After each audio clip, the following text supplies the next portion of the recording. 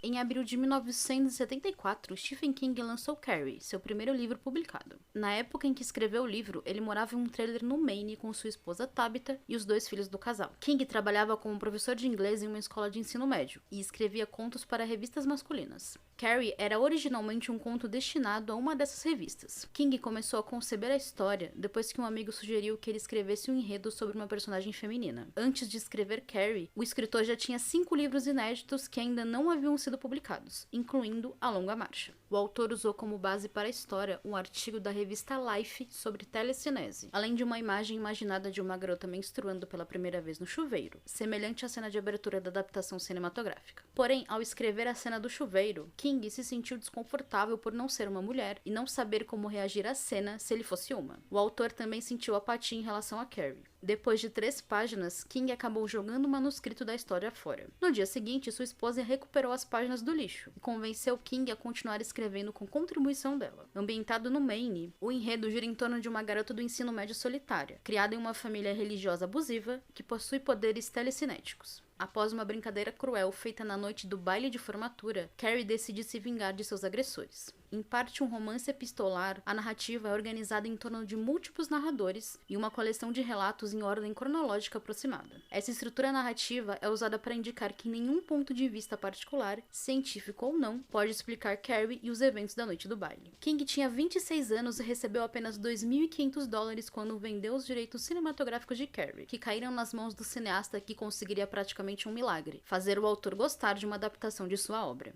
Eu sou Júlia Gavilã e esse é o Mais Que Um Filme. Monash tinha um acordo com a 20th Century Fox e o estúdio rejeitou o roteiro quase imediatamente. Marcia Nassadir, uma agente literária que trabalhou para intermediar os acordos dos direitos de adaptação de Carrie, havia assumido um novo cargo como vice-presidente da United Artists, e ao perceber que o projeto poderia ir para as mãos da Fox, se apressou em aceitá-lo. Nassadir foi a primeira vice-presidente de um grande estúdio de cinema em Hollywood. Com o projeto garantido, Monash convidou Lawrence D. Cohen, que estava apenas no começo da carreira e tinha um longa-metragem no currículo, para trabalhar como editor de roteiro de Carrie. Curiosamente, anos antes, em 1973, Cohen trabalhava como leitor de manuscritos para o produtor e apresentador David Susskind. Um dia, após voltar do almoço, ele encontrou um manuscrito na mesa dele, escrito por um romancista estreante, um professor de inglês do Maine chamado Stephen King. Cohen ficou maravilhado logo nas primeiras páginas, e na época já acreditava que King se tornaria um grande contador de histórias. Ele fez de tudo para persuadir Susskind a comprar os direitos do livro, mas o produtor não estava nada interessado no material. Cohen ainda tentou convencer outros executivos que conhecia, mas também não teve sorte.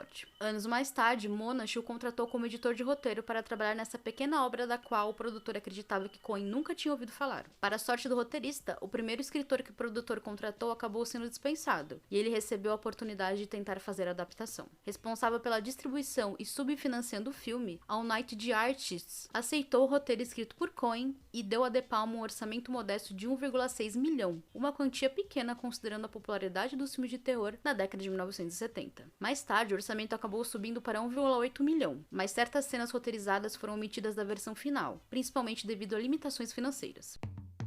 Talvez você não saiba, mas quem escreveu o texto inicial que aparece na tela no começo de Star Wars, Uma Nova Esperança, foi De Palma, ao lado do roteirista Jay Cox. Na época, o processo de seleção de elenco para Carrie a Estranha coincidiu diretamente com o processo de seleção do primeiro filme da franquia Star Wars. De Palma e George Lucas analisaram um grupo de atores para os papéis de ambos os filmes. Por exemplo, Amy Irving e William Katt foram considerados para interpretar a Princesa Leia e Luke Skywalker antes de serem escalados como Sue Isnell e Tony Ross no filme de De Palma. Carrie Fisher, que assumiu como Leia, chegou a ser considerada para o papel da protagonista que leva seu nome. Além de Fisher, inúmeras atrizes como Glenn Close e Linda Blair também fizeram testes para Carrie. De Palma estava decidido a escalar Betsy Slade, que havia recebido boas críticas por seu papel em Your Time, lançado em 1974. Porém, ele foi persuadido pelo diretor de arte Jack Fisk a permitir que sua esposa Sissy Spacek fizesse um teste. Determinada a conseguir o papel, Spacek desistiu de um comercial de televisão que estava pronta para filmar. Usando vaselina no cabelo e um vestido azul estilo marinheira, feito para ela quando ela estava na 7ª série, a atriz impressionou o cineasta na audição e ganhou o papel. Carrie é vista com esse mesmo vestido azul na cena em que está na escola. A personagem Carrie foi vagamente baseada em 2 garotas que King conheceu na escola. Uma delas era descrita como uma pessoa peculiar, vinda de uma família peculiar.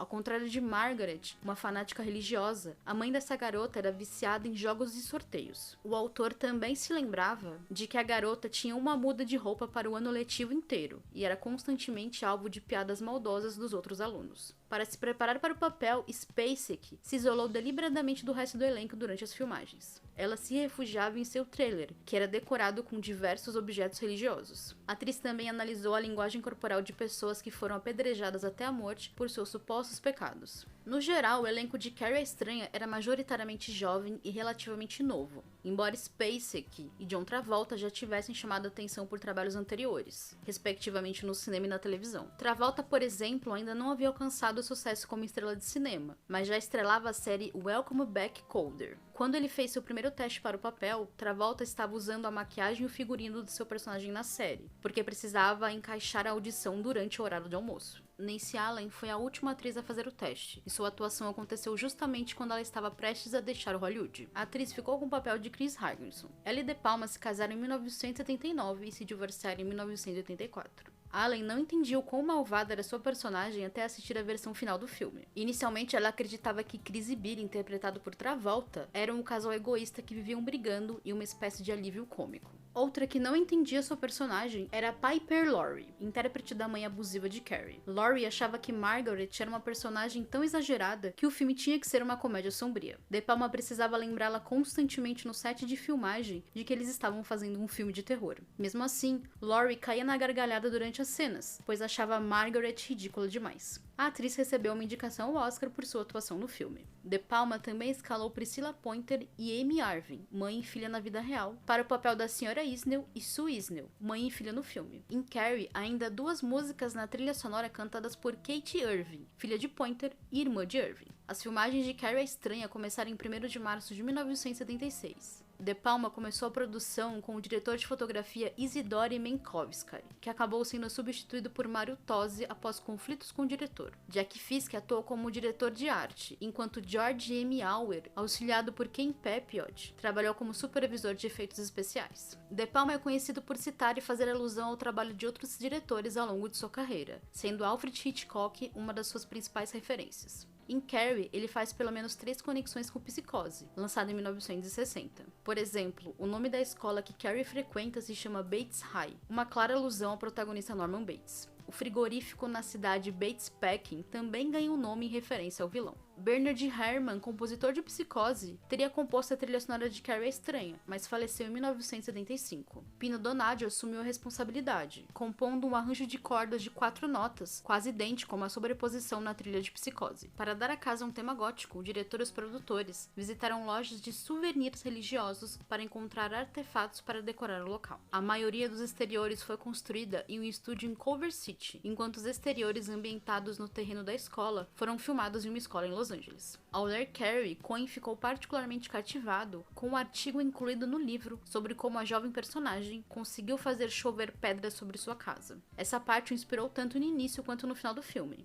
Infelizmente, uma falha mecânica atrapalhou as filmagens do prólogo, fazendo as pequenas pedrinhas caindo do céu parecerem água de chuva. Como a chuva de pedras também aconteceria no final do filme, a equipe descartou a ideia e foi decidido que a casa de Carrie pegaria fogo e desabaria. A cena foi feita com uma maquete miniatura da casa. A cena final em que Sue Isnell estende a mão em direção ao túmulo de Carrie foi filmada de trás para frente para dar um aspecto onírico. Ela foi inspirada na cena final de Amargo Pesadelo, filme de John Boorman lançado em 1972. Em vez de usar uma dublê para a cena, Spacek insistiu em usar a própria mão. De Palma contou que os membros da equipe tiveram que colocá-la em uma caixa e enterrá-la, mas ele passou a responsabilidade para Fisk após não conseguir convencer a atriz a usar uma dublê. O público consegue ver esse truque graças a alguns carros andando de ré no início da cena. De Palma idealizou esse final e só conseguiu convencer Coen após agarrar o joelho do roteirista e assustá-lo enquanto descrevia a cena. Ele foi instantaneamente convencido. Buscando reações mais autênticas, De Palma pediu que a atriz Betty Buckley desse um tapa forte em Nancy Allen na cena em que a professora Collins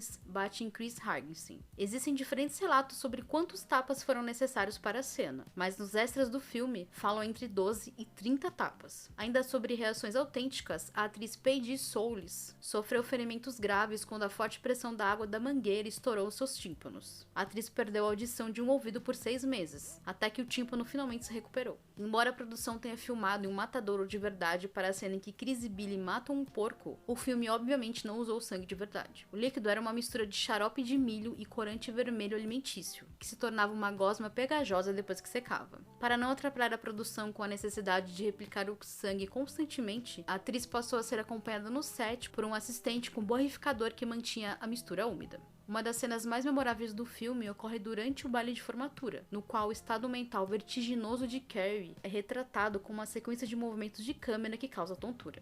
A tomada da dança entre Carrie e Tommy foi realizada posicionando Spacek e William Katt em uma plataforma que girava em uma direção, enquanto a câmera os seguia na direção oposta. A sequência do baile de formatura levou 2 semanas e aproximadamente 35 tomadas para ser criada. Durante os primeiros meses de produção, Carrie passou despercebido pelo público, já que o livro de King ainda não era um best-seller. Com base em suas próprias preferências, De Palma alterou alguns elementos cruciais da trama. Uma das diferenças notáveis entre o livro e o filme é o destino da personagem Collins, cujo nome no material original é Senhorita Desjardins. Na versão de King, ela sobrevive, mas De Palma decidiu que a professora de educação física teria um fim violento. Quando chegou a hora de filmar a cena, o diretor pediu que a atriz se contorcesse como um inseto em um alfinete. O final de Carrie a Estranha também foi alterado. No livro, Margaret tem um coração esmagado telepaticamente pela filha, mas a produção não tinha o orçamento necessário para levar essa ideia adiante. Eventualmente, De Palma teve a ideia das facas voadoras, e foi visualmente influenciado por um filme de Akira Kurosawa chamado Trono Manchado de Sangue, lançado em 1957. Auer foi responsável pela criação do mecanismo para a cena. Seu estupendo trabalho de efeitos especiais no filme influenciaram muitos filmes de terror que saíram depois. Carrie a Estranha se tornou o primeiro sucesso de bilheteria genuíno de De Palma, rendendo a Spacek e Laurie indicações ao Oscar por suas atuações. Eu sou Julia Gavilan e esse é Mais Que Um Filme. Me siga nas redes sociais para acompanhar o que eu faço por aí e bater um papo comigo. Também siga o feed do podcast para não perder nada e conheça o catarse do Mais Que Um Filme. Ou me pague um café via Pix. Até a próxima!